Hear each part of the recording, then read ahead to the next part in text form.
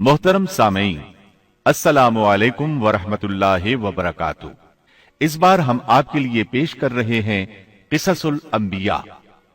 इंसान की फितरत में कहानी या क़िसस से दिलचस्पी रोज़े अव्वल ही से पाई जाती है। क़िसस का लफ्ज आमतौर पर कहानी या दास्तान के लिए इस्तेमाल होता है, लेकिन कुरान मजीद में अंबिया के जो किस्से बयान किए गए हैं उनकी गरज व गायत कुछ और ही है। अल्लाह ताला ने इंसानियत का आगाज फरमाते ही अंबिया का सिलसिला शुरू फरमाया। अंबिया और रसूल पै दर पै आते रहे। कहा जाता है कि रसूलों की तादाद 300 से जायद है और अंबिया की तादाद 1,24,000 से जायद है। गोया अल्लाह ताला ने बनी नौ इंसान को सीधा रास्ता दिखाने के लिए इतनी बड़ी तादाद में अंबिया और रसूल मबऊस फरमाए। कुरान करीम के बयान करदा किसस हकीकत पर मबनी है, इसलिए दूसरे तमाम किसस और वाकयात से इम्तियाजी हैसियत रखते हैं। इनका ताल्लुक ख्यालात और जहनों से घड़ी हुई बातों से नहीं, बल्कि वो जमीन पर वाक़े हो चुके इंसानों ने अपनी जिंदगी के मुख्तलिफ अदवार में उनका मुशाहदा किया, और फिर ये वाकयात इस लिहाज से भी मुनफरिद हैं कि इबरत का बाइस हैं। कुरान करीम के ये किसस लुत्फ अंदोज होने के लिए हरगिज नहीं सुनाए गए, बल्कि इनसे तो बनी नौ इंसान को सीधा रास्ता दिखाना मकसूद है। ये मकसद था कि इंसानियत इबरत पकड़े, रोजे जजा के बारे में आंखें खोल ले, इन वाकयात को सुनकर और पढ़कर अपना रास्ता मुंतखब कर ले। गुज़श्ता अंबिया की उम्मतें जो भयानक जराइम करती रही हैं, उनसे अपना दामन बचा ले। इसीलिए अंबिया के हालात से वाकिफियत अजहद जरूरी है। जब तक हम अंबिया के वाकयात से रूशनास नहीं हो जाते, उस वक्त तक कुरान मजीद तक मुकम्मल रसाई हासिल नहीं कर सकते। कितनी बार सैयदना आदम अलैहिस्सलाम का किस्सा बयान हुआ, कितनी मर्तबा नूह अलैहिस्सलाम का तज़किरा हुआ। इसी तरह मूसा अलैहिस्सलाम और बनी इसराइल का जिक्र आया। फिरौन का वाकया बयान हुआ। मूसा अलैहिस्सलाम और फिरौन का जिक्र तो करीब करीब 70 मकामात पर आया है और मुसलसल किस्सा बयान होता रहता है।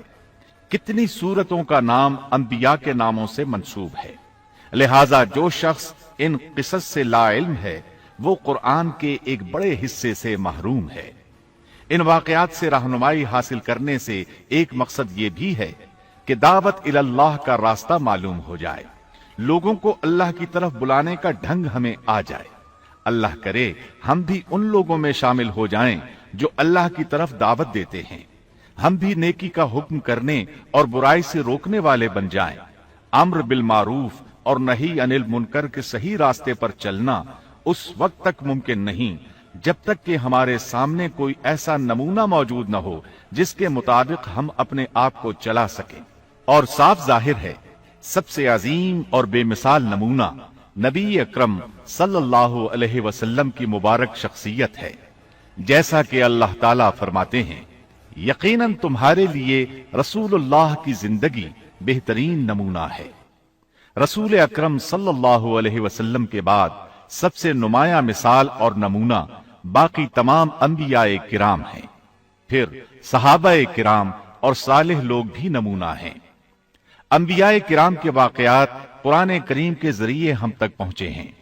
इसी तरह नबी करीम सल्लल्लाहु अलैहि वसल्लम की सीरत मुबारका और आपकी अहादीस मुबारका से भी हमें उनके हालात और वाकयात मालूम हुए हैं। नीज तारीख की कुतुब में भी उनके तस्करे मौजूद हैं। अंबिया के मौजू पर लिखी जाने वाली कुतुब में से वाज़े और नुमाया हैसियत इमाम इब्ने कसीर रहमहुल्लाह की किताब क़िससुल अंबिया है। इसके अलावा इमाम तबरी की तारीख तबरी और इब्ने कसीर की अल बदाया वन निहाया में अंबिया की सरगुज़श्त मौजूद है। हमने इन क़िसस को आप तक पहुंचाने में इन्हीं कुतुब को पेश नजर रखा है, इसलिए कि काबिल एतिमाद तसानीफ यही हैं। खास तौर पर हमने इसराइली रिवायात को जगह नहीं दी, न ही ज़ईफ रिवायात का सहारा लिया है, बस सही अहादीस को बुनियाद बनाया है और उन अजीम मुफस्सिरीन किराम की तफासीर पर एतिमाद किया है जो अल्लाह की नाजिल करदा आयात के मुताबिक तफसीर करते हैं। خاص طور پر ہم نے تفسیر ابن کثیر اور تاریخ ابن جریر کو ترجیح دی ہے۔ اس حصے میں آپ سنیں گے زمین و آسمان کی تخلیق سے پہلے کیا تھا، اللہ تعالیٰ کا عرش کہاں تھا، اللہ تعالیٰ نے زمین و آسمان اور پہاڑوں اور درختوں کو کتنے دنوں میں پیدا کیا، کون سی چیز کس دن پیدا کی گئی اور کون سی چیز سب سے پہلے پیدا کی گئی، فرشتے، جن اور انسان کس کس چیز سے پیدا ہوئے، انسانوں اور جنوں کی تخلیق کا مقصد، ابلیس کون تھا، تخلیق کائنات اور تخلیق آدم۔ پیشکش محمد طارق شاہد۔ اللہ تعالیٰ فرماتے ہیں، اللہ ہر چیز کا پیدا کرنے والا ہے اور وہی ہر چیز پر قدرت رکھنے والا ہے۔ اللہ تعالیٰ وہ ہے جس نے آسمانوں، زمین اور ان کے درمیان کی سب چیزوں کو 6 دن میں پیدا کر دیا، پھر عرش پر جلوہ فرما ہوا۔ مزید اللہ تعالیٰ سورۃ الحدید آیت 4 میں فرماتے ہیں، وہی ہے جس نے آسمانوں اور زمین کو 6 دن میں پیدا کیا، پھر عرش پر جلوہ فرما ہوا۔ وہ خوب جانتا ہے اس چیز کو جو زمین میں جائے اور جو اس سے نکلے اور جو آسمان سے نیچے آئے اور جو کچھ اس میں چڑھ کر جائے، اور جہاں کہیں تم ہو وہ تمہارے ساتھ ہے، اور اللہ تمہارے اعمال کو دیکھ رہا ہے۔ اسی طرح اللہ تعالیٰ سورہ ہود آیت 7 میں فرماتے ہیں، اور اللہ ہی وہ ذات ہے جس نے 6 دن میں آسمانوں اور زمین کو پیدا فرمایا اور اس کا عرش پانی پر تھا۔ امام احمد بن حنبل رحمت اللہ علیہ نے ابو رزین عقیلی سے بیان کیا ہے، انہوں نے کہا، اے اللہ کے رسول صلی اللہ علیہ وسلم، آسمانوں اور زمین کو پیدا کرنے سے پہلے ہمارا پروردگار کہاں تھا؟ آپ نے فرمایا، عما میں تھا، یعنی اللہ کے سوا کچھ بھی نہ تھا، نہ اس کے اوپر ہوا تھی اور نہ اس کے نیچے ہوا تھی، مطلب یہ کہ کچھ نہ تھا، پھر اس نے پانی پر اپنا عرش پیدا کیا۔ گویا یہ تھی مخلوق کی ابتدا۔ امام احمد، امام ترمذی، امام ابو داود اور بہت سے دوسرے محدثین رحمہم اللہ نے سیدنا عبادہ بن صامت رضی اللہ عنہ کی روایت بیان کی ہے۔ وہ کہتے ہیں، میں نے رسول اکرم صلی اللہ علیہ وسلم کو فرماتے ہوئے سنا، آپ فرما رہے تھے، بلا شبہ اللہ نے سب سے پہلے قلم کو پیدا کیا، پھر اللہ نے اس کو حکم دیا، لکھ، چنانچہ وہ اسی وقت چل پڑا اور قیامت کے دن تک ہونے والی ہر چیز لکھ دی۔ یہ اللہ تعالیٰ کا علم تھا جس کو قلم نے اس کے حکم کے مطابق لوح محفوظ پر لکھا۔ امام مسلم رحمت اللہ علیہ نے سیدنا عبداللہ بن عمرو بن عاص رضی اللہ عنہما کی روایت بیان کی ہے، اس میں سب سے پہلی چیز کے بارے میں وضاحت کی ہے اور جمہور فقہا کی رائے بھی یہی ہے۔ عبداللہ بن عمرو رضی اللہ عنہما بیان کرتے ہیں، وعرشه على الماء، میں نے سنا آپ فرما رہے تھے، اللہ تعالیٰ نے آسمان و زمین کی پیدائش سے 50,000 سال پہلے تمام مخلوقات کی تقدیریں لکھ دیں اور اس وقت اس کا عرش پانی پر تھا۔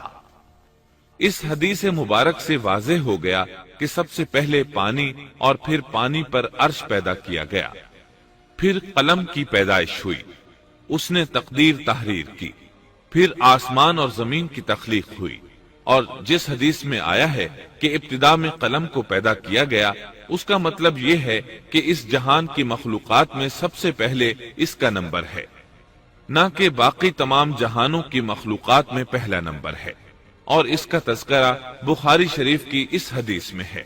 یمن سے آئے ہوئے ایک وفد نے رسول اللہ صلی اللہ علیہ وسلم سے کہا، ہم آپ کے پاس دین کی سمجھ اور ابتدائے خلق کے بارے میں پوچھنے کے لیے آئے ہیں، یہ کہ سب سے پہلے کیا چیز تھی؟ آپ نے فرمایا، اللہ تھا، اس سے پہلے کوئی چیز نہ تھی، اس کا عرش پانی پر تھا، پھر اس نے لوح محفوظ پر ہر چیز لکھ دی اور آسمان اور زمین کو پیدا کیا، یعنی ابتدا میں پانی پر عرش کی تخلیق ہوئی، پھر قلم کی پیدائش ہوئی، اس نے سب کچھ لکھ دیا۔ علماء کرام کا بیان ہے، قلم کے فوراً بعد لوح محفوظ کو پیدا کیا گیا، چنانچہ قلم نے لوح محفوظ میں ہر چیز لکھ دی۔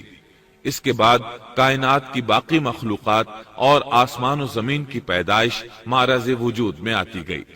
اشیاء کی پیدائش والی ترتیب میں علماء کرام کے کئی اقوال ہیں، اور ہم نے آپ کے سامنے جمہور علماء اور فقہا کی پسندیدہ اور راجح ترتیب پیش کی ہے۔ آسمان اور زمین کی مخلوقات کی ترتیب کیا ہے، اس بارے میں امام مسلم رحمت اللہ علیہ نے سیدنا ابو ہریرہ رضی اللہ عنہ کی روایت پیش کی ہے۔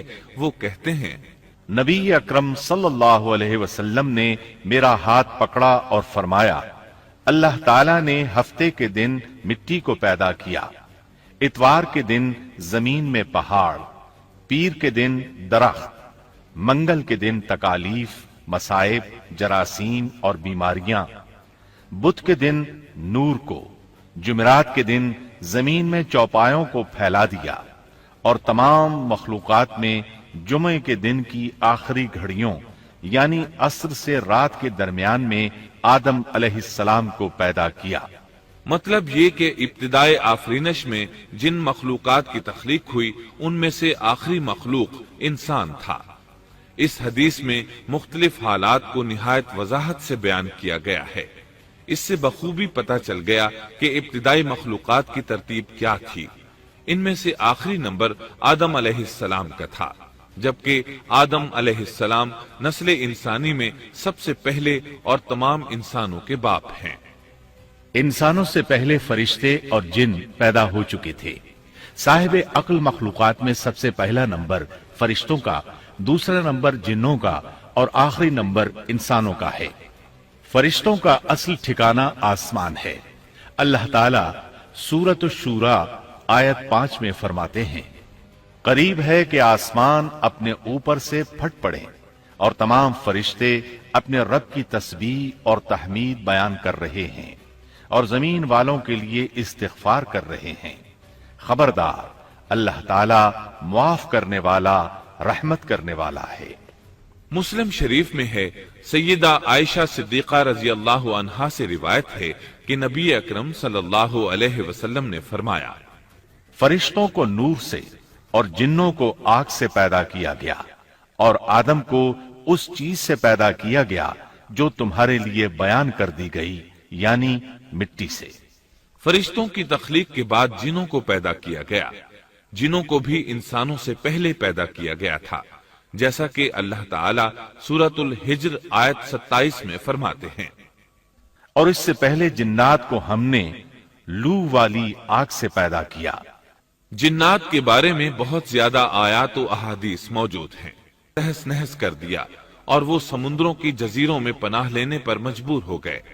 زمین کے ہر بر اعظم سے انہیں جلا وطن کر دیا گیا، چنانچہ آج تک ان کا مسکن یہی جزیرے اور عظیم مراکز ہیں۔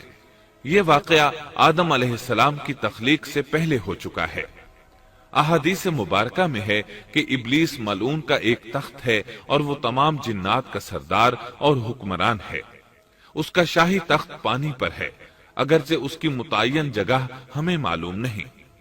یہاں تک ذکر تھا سیدنا آدم علیہ السلام کی پیدائش سے پہلے کا۔ Thanks for watching. Don't forget to like, comment, share and subscribe to